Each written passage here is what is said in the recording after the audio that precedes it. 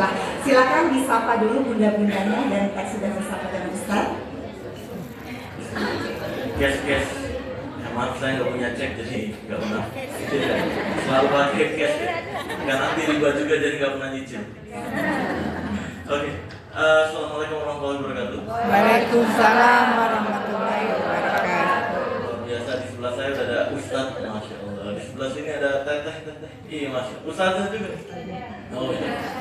Oke. Perkenalkan saya bukan Ustadz. Perkenalkan saya artis.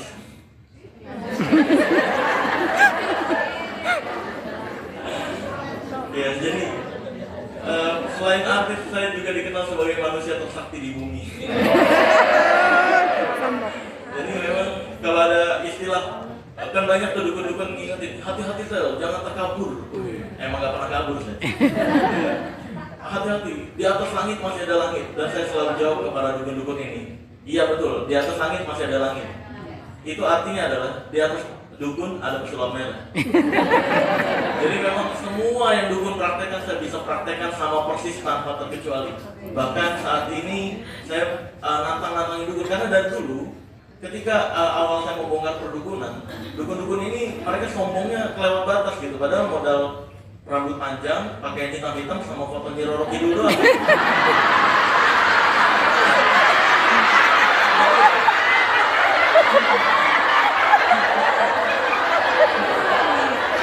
Bukan, ini masih ada putihnya nih Ustaz, bener ya? Sini masih putih. Betul ya? Berarti saya dukun. Salah kostum ini. Walaupun iya Ustaz, betul. Dukun-dukun sekarang memang banyak yang berkedok agama Ustaz.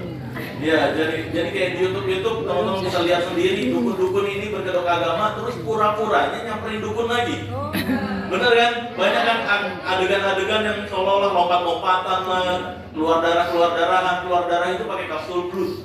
Jadi memang darah palsu. Terus lompat-lompatannya ya lompat-lompatan. Kalau saya sih berani nyebut channel ya. Kayak contohnya channel-channel pendusta berkedok agama itu kayak Ujang Bustomi, Gus Idris, Nasihin, Samsudin dan lain-lain. Ini mereka ini mengotori Islam dengan kebohongan mereka cuma untuk keterkenalan atau ketenaran. Gitu dan juga uang tentunya. Jadi memang mereka saya udah coba kasih saran ganti konten gitu. Tapi tahu nggak mereka jawabannya apa? Ya udah sebutin satu konten yang nggak berbohong tapi penontonnya banyak di Indonesia. Nah bingung juga. Jadi memang di Indonesia ini mirisnya adalah banyak yang lebih suka konten kebohongan berkedok agama seperti itu. Banyak yang lebih suka roti busuk. Karena kalau banyak yang suka roti busuk kita jual roti sehatnya nggak ada ini. Makanya mereka itu jualnya roti busuk, yaitu jual konten kebohongan, dan itu yang diminati masyarakat Indonesia. Jadi itu yang perlu diperbaiki. Semoga kedepannya kita bisa lebih memilah mana yang ustaz beneran, mana yang dukun berkedok ustaz. Ini harus dipisahin karena banyak dukun. Kata saya juga saya takut.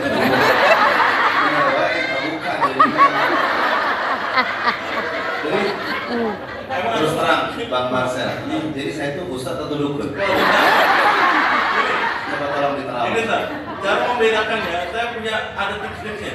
Ada tips ciri-ciri.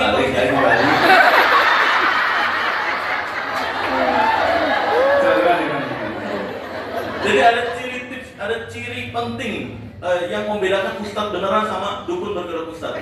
Dukun berkedok ustaz pasti mempraktekkan 4 hal ini. Yang pertama, napasnya bunyi Ustaz.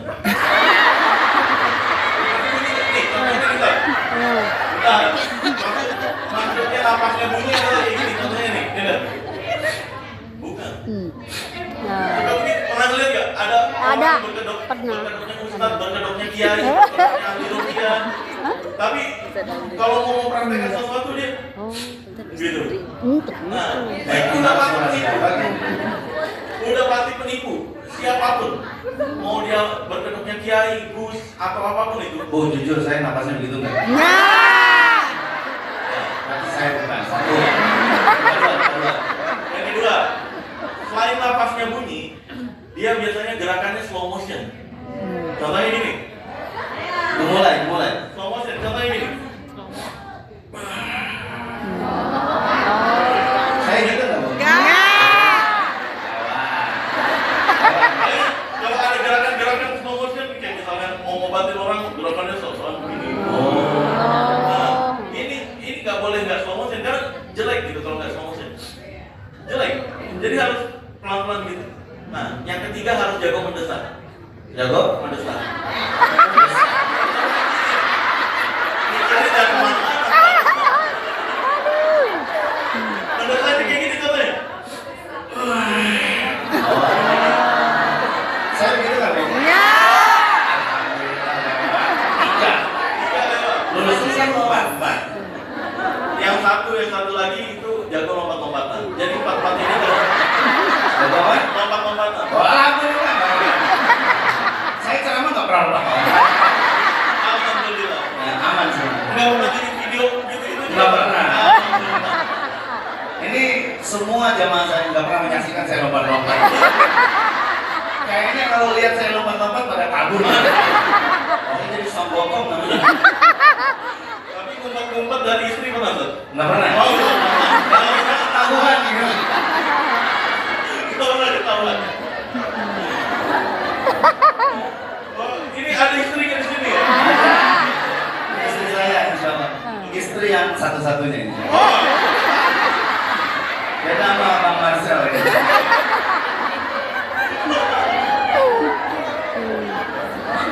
gak ada wartawan kan ya? Belakangan ini memang lagi kejar-kejar wartawan. Iya. Pesulap aja dikejar-kejar. Makanya tak kalau mau dikejar-kejar wartawan punya dua sana.